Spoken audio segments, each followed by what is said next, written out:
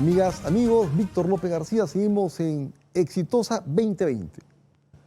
Tenemos la presencia grata de Leopoldo Carabedo, psicoanalista famoso, conocido, reconocido, y también de nuestro amigo psicoterapeuta y también abogado, Manuel Escorza. Vamos a dialogar sobre el tema que dijimos: violencia, comportamiento de grupos e inseguridad. Doctor Carabedo, la violencia en el Perú, cualquiera que sea su forma, ¿a qué factores responde? ¿Es una violencia estructural? ¿Es una violencia coyuntural? ¿Hay factores económicos, sociales, políticos? ¿Cuál es la concepción que usted maneja sobre el tema? O sea, aceptando que son todos ellos, pero quisiera yo resaltar con una frase que dijo un psicoanalista británico que me parece que es central: la violencia es inversamente proporcional a la empatía. O sea, donde no hay empatía, hay violencia. Donde no hay conexión con el otro, y esto se expresa en todos los ámbitos culturales, sociales, económicos, pero se agrava cuando entre los interlocutores de las vivencias, las experiencias humanas, no hay posibilidad de entenderse los unos con los otros, ¿no? Manuel, ¿qué agregarías tú a eso? ¿O qué le preguntarías al maestro Leopoldo? Yo creo que además esto está implicando una fuerte repercusión en la emocionalidad de la gente, ¿no? O sea, la gente no solamente está cansada, tiene rabia, tiene fastidio, sino que además creo que se está generando la pregunta de qué está pasando en la emocionalidad de la gente, tanto a nivel personal como de familia, como de sociedad. Porque hay rabia, hay frustración, hay dolor. ¿Cuál es tu percepción, Leopoldo, de esta conexión entre la violencia y la emocionalidad social, digamos? Yo creo que arrastramos un duelo no elaborado, ¿no?, de lo que ocurrió en los años 80, 90, y que no se ha trabajado. Se han hecho esfuerzos, pero no han sido esfuerzos que realmente lleven a la conexión. Se ha terminado o descalificando las posiciones, o enfrentándose, o exacerbando la división en el país, ¿no? Y yo creo que esto genera este ánimo de violencia, la sensación de frustración, que además va acompañado con un sistema cultural nuestro, donde sea educacional, que sea privilegiado la parte cognitiva y no la parte emocional, ¿no? Además, es un tema que nos tomaría muchísimo hablar sobre esto, pero la relación entre las capacidades cognitivas y la emoción es inmensa, ¿no? Y acá se ha desmerecido ese lado, ¿no? Porque en lugar de restar, multiplica las potencialidades cognitivas, la parte emocional. Y comienza desde muy temprano. Incluso hay un trabajo de un economista que señala que por cada dólar que se invierte, que el Estado invierte en la atención más temprana de las madres, el vínculo con el hijo, desde ahí surge. Desde ese momento, el Estado recupera 7. Caramba, o sea que invertir en el cuidado temprano es un negocio, digamos, por ponerlo de esta manera. Es un negocio público o político para el país, ¿no? Así es, ¿no? Absolutamente. Te pregunto, Leopoldo, y tú has tocado el tema, ¿no? ¿Qué tanto todavía queda de los impactos negativos emocionales en la conciencia colectiva de la gente de parte de esa década nefasta del terrorismo, por ejemplo? Yo creo que hay cosas que no son visualizadas, ¿no? Pero que influyen definitivamente. La separación, ¿no?, de los grupos, donde inmediatamente esta tendencia, ¿no?, en las redes sociales, que uno hace una opinión, inmediatamente comienzan a segregarse los grupos distintos, porque uno ha pensado distinto, el otro ha dicho algo que no me gustaba, y esto además va acompañado de la licencia más o menos de poder volcar toda la agresividad hacia el pensamiento del otro, ¿no?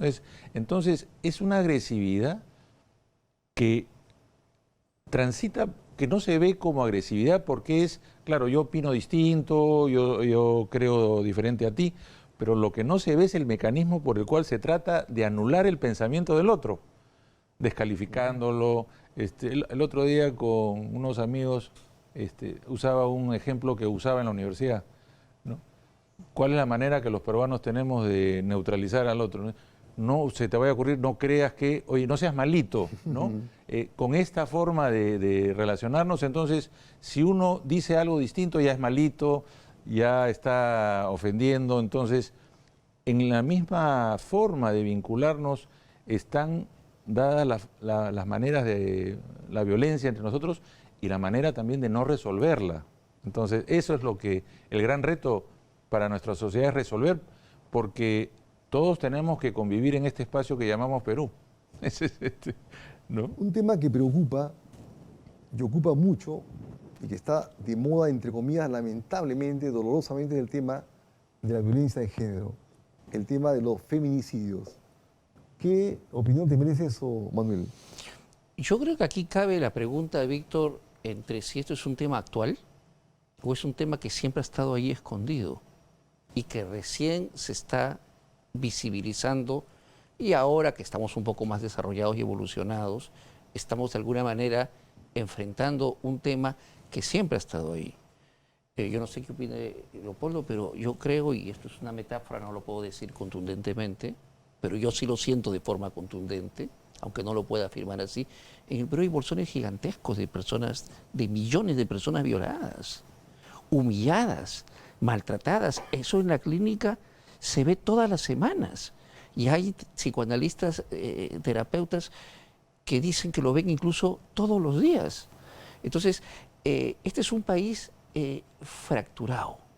Y ahora, felizmente, está saliendo el tema de feminicidio, pero siempre existió. Lo que pasa es que no había internet, no había canales de televisión y no había un periodismo que estaba preparado para cubrirlo. El Perú, yo creo, es un caldo de cultivo. Uno lo canaliza mal y el país se levanta. Y lo que dice Leopoldo a mí me parece absolutamente importante. Víctor, en las últimas elecciones presidenciales, ningún partido político, porque yo me preocupé por verlo, puso algo sobre la emocionalidad y la familia. Muy bien. No, recién en las elecciones municipales el candidato del PPC trajo el tema. Entonces, aquí el Estado le ha dado la espalda a la emocionalidad del país. Y en ese contexto, me parece, no sé tú qué opinas, Leopoldo, están dadas las condiciones para que el Perú sea un país tremendamente violento.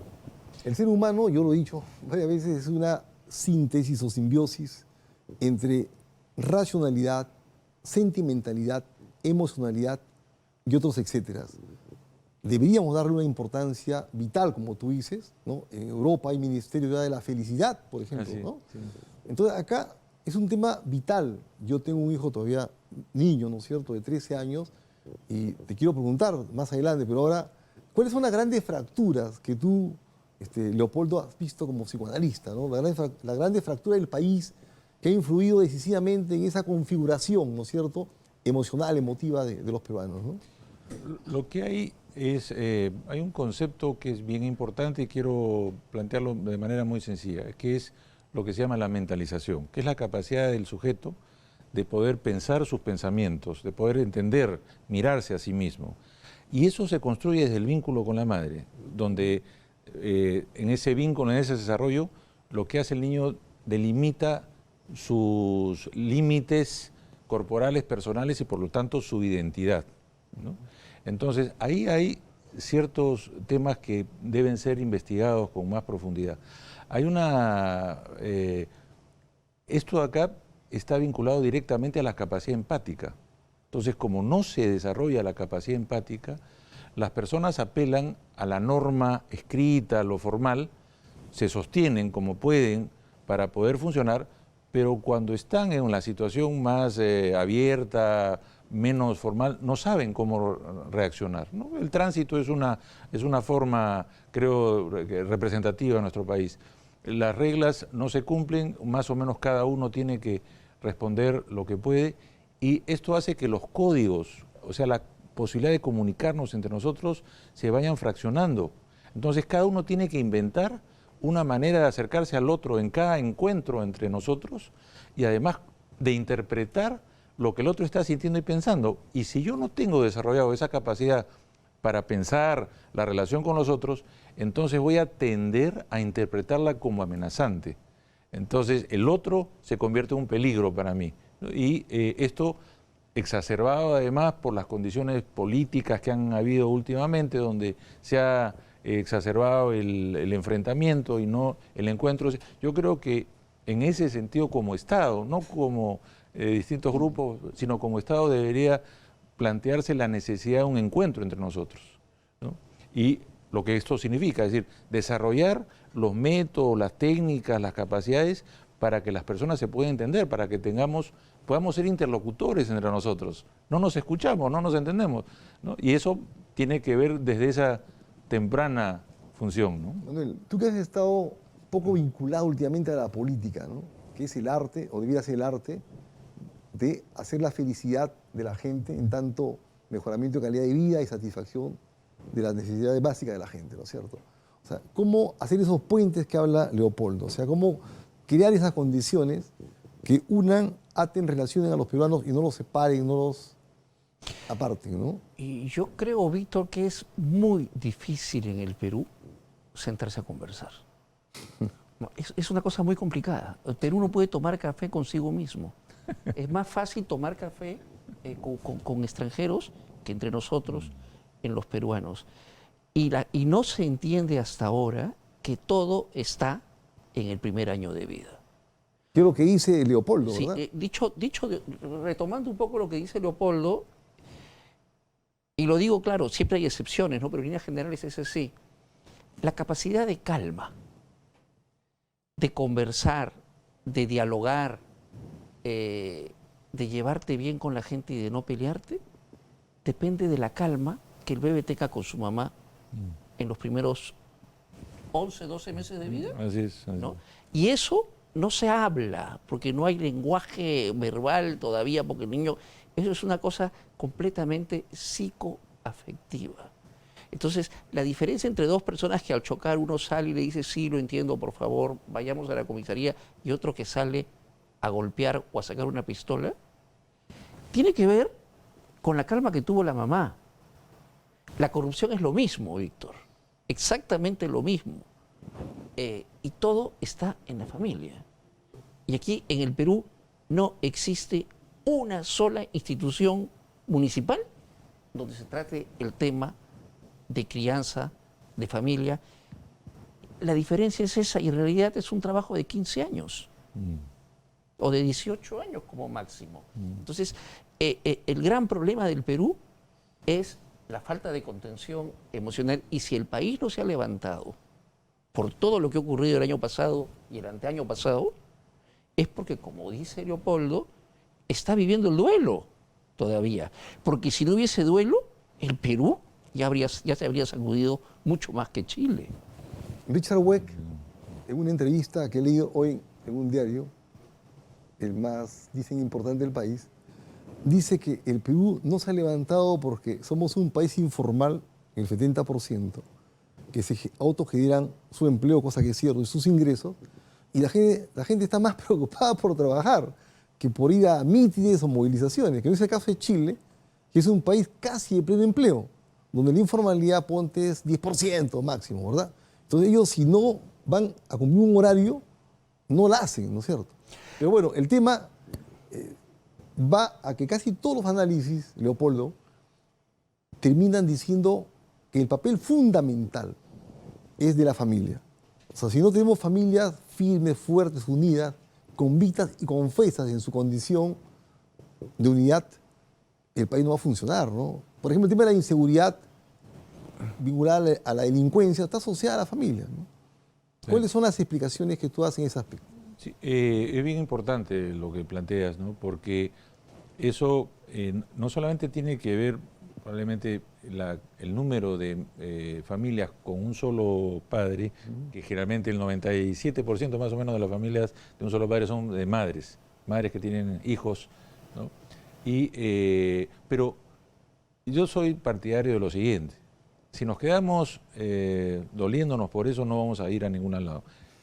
¿Qué es lo que puede ayudar en este camino? Lo que puede ayudar es el entorno social, crear entornos saludables, entornos sostenedores. Y ahí de repente lo que decía Manuel es importante, es la intervención de los municipios en crear esos entornos saludables, amigables.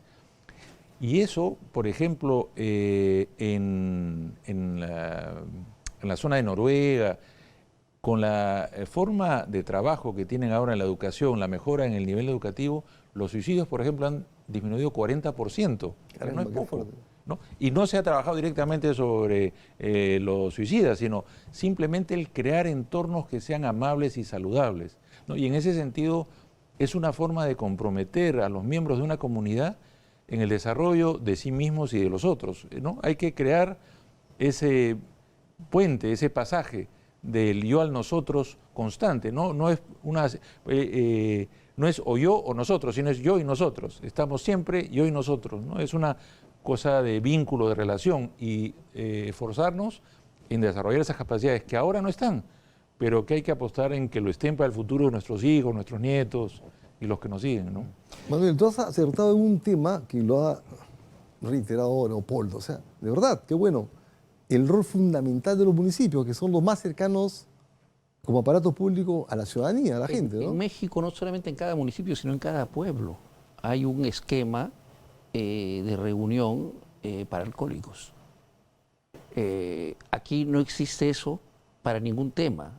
O sea, los centros de reunión para la gente que tiene que ser tratada en temas como alcoholismo o de drogas o de problemas familiares son eclesiásticos y son puntuales y no son muchos. Y yo quería hablar también, Víctor, esto que tú has dicho de Richard Webb.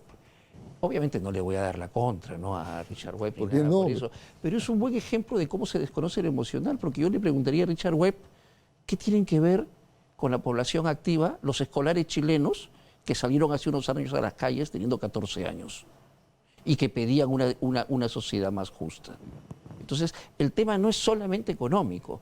El Perú, y esto es muy importante, el Perú está dormido, felizmente, pero en algún momento el país, en cualquier momento, y creo que algunos lo hemos temido y felizmente no ha ocurrido, se puede levantar y ahí entra a tallar la violencia, la fragilidad, la falta de tolerancia, la frustración, la malcriadez y sobre todo el exceso, que es terrible. Bueno, eso que tú dices de que no se ha levantado, eso es relativo, pero hay gente que sí quisiera que el país reaccione y se levante, ¿no? Por ejemplo, en España, pues, ha contribuido mucho, parece, ¿no?, que el país ha reaccionado frente a la corrupción, la incapacidad, la ineficiencia, y algo por lo menos pareciera que ha mejorado políticamente y socialmente el país. Pero bueno, el tema fundamental, que es el tema más importante según las encuestas para todos los peruanos, que es la inseguridad ciudadana.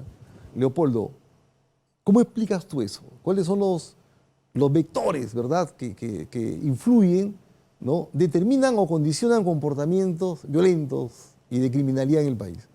Yo creo que en la línea que estábamos hablando, la inseguridad, una parte, bueno, tiene que ver con la cosa de la represión, que no se reprime o se reprime, en fin, ese es otro tema.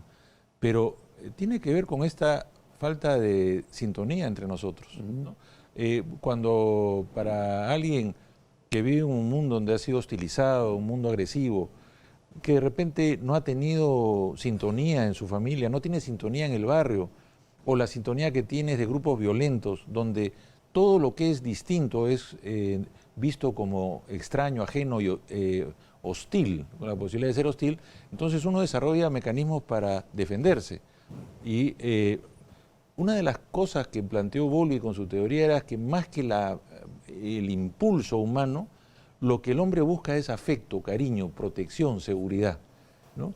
Y precisamente cuáles son las formas donde se fomenta el odio, la rivalidad, es generando inseguridad, generando miedo. Estas personas viven, han crecido en miedo, y es una forma también de tratar de controlar su propio miedo y someter al otro, porque no tienen la manera de entender el mundo del otro. Es, por ejemplo, alguien ve a una persona que tiene una billetera con dinero, no es que piensa, a este señor le voy a quitar la billetera, sino esa billetera es mía. Ya la vida del otro desapareció, es lo que a mí me interesa, y ha crecido con esa necesidad de satisfacerse a sí mismo. No puede entender la relación con el otro, ¿no? Y si me permites, Por dos supuesto. minutitos. En Estados Unidos hay una experiencia maravillosa, que es en un correccional de menores, donde no habían barrotes. En Estados Unidos el 78% más o menos de presos reinciden, ¿ya? Fuerte, ¿no? Es Altísimo, inmenso, ¿no? inmenso. En esta correccional, el 13%. ¿Qué es lo que implementaron? El desarrollo de las capacidades emocionales y afectivas. Cuando alguien se violentaba con otro, en vez de castigarlo, censurarlo, pegarle, en fin, lo que hacían es sentarse a conversar y que la persona, el victimario, pueda entender la posición de la víctima y la víctima pueda conocer la posición del victimario y el grupo entienda también, ¿no? Y esto ha permitido reducir significativamente la reincidencia, que ha sido, creo yo, que es maravilloso, ¿no? Porque les da otra perspectiva de vida a estos chicos. Te ha planteado, Leopoldo, conjuntamente con Manuel, algo que es fundamental. Necesitamos configurar una sociedad que se quiera más, que se ame más, que se respete más. O sea, en los planes de gobierno, Manuel, seguro hace falta, ¿verdad? Tú lo has dicho implícitamente, mayores componentes emocionales en la propuesta, ¿no es cierto? Porque si no nos queremos más, no nos amamos más, pues a la inversa vamos a generar más odio, más antítesis, más, ¿no? Nacemos, crecemos y morimos con una ansiedad básica. Pero en el Perú esa ansiedad ha sido dejada a la deriva. No hay formas de canalización, no hay formas de contención, no hay mecanismos de escucha y la gente nace como las tortugas que salen corriendo hacia el mar a ver cuál sobrevive. Así nace la gente en el Perú para ver cómo salen adelante en el país y obviamente salen a través de la transgresión y de la violencia y del desconocimiento del otro. Como dice Nos quedan Leopoldo. 2 minutos. Baltasar. Entonces, necesitamos más psicoanalistas, más psicólogos para el país, ¿verdad? Por lo menos en las escuelas públicas se requieren más psicólogos, ¿no? Eso tremendamente comprobado. El tema del bullying, por ejemplo, ¿no? Lo que se necesita es más personas con vida emocional y contacto con los demás. Un aspecto pueden ser los colegas, los psicólogos, por supuesto, pero yo creo que todas las personas que se capaciten para ayudar a los demás, que puedan aportar, sean bienvenidos. O sea, no separemos, ¿no? Porque somos un país que no se puede dar el lujo de dejar de lado a las personas que quieren ayudar a otros y si están capacitados para sintonizar. Y esto tiene que ver desde los cuidados más tempranos, el nido, colegio primario, secundario, universidad también, donde se ve mucho desencuentro entre los chicos, en el trabajo, en las empresas, donde los jefes pueden entender cognitivamente la importancia de lo emocional, pero no tienen el desarrollo de esa capacidad. Entonces hay que buscar gente donde se pueda, se prepare para sintonizar y para extender la capacidad de sintonía entre nosotros, ¿no? Y con todo lo que esto conlleva, la tolerancia, el respeto al otro, el desarrollo de las capacidades cognitivas, la mejora de argumentos para poder intercambiar y la posibilidad de construir equipos, porque el equipo no quiere decir, o el grupo no quiere decir que todos tengan que pensar igual. Esos son los equipos que no dejan pensar, que yo creo que es otra fuente de la violencia, ¿no? Cuando no se deja pensar al otro. No se deja pensar al otro y eso genera la violencia. Entonces hay que crear espacios para pensar y sintonizar emocionalmente, ¿no? Manuel, nos queda solamente 1 minuto. Sí, y a partir de lo que está diciendo Leopoldo, yo quiero terminar con esta metáfora. En el Perú, Víctor, cada quien toca su flauta como puede y se hace escuchar soplando fuerte como puede. No existe una lógica armónica combinada donde uno al tocar se pueda aliar con el otro y en el camino surjan alianzas, complicidades saludables y entendimientos. Y prueba de ello es el Parlamento que tuvimos, donde Fuerza Popular llegó con su propia flauta y aquí tenemos las consecuencias. Y no quiso escuchar a nadie, ¿eh? Hace falta más diálogo y más concertación, aun cuando todo indica que es muy difícil. Pero las sociedades modernas se erigen sobre el diálogo y la concertación, o sea, el acuerdo. Totalmente. Muchas gracias, Leopoldo, por estar acá. Ha sido Leopoldo Carabedo, psicoanalista, Manuel Escorza, psicoterapeuta y abogado. Muchas gracias. Regresamos en unos instantes en el segmento final de Exitosa 2020 con escritores que van a tratar el tema de literatura y poesía. la Biblioteca Piura. Tremendo tema.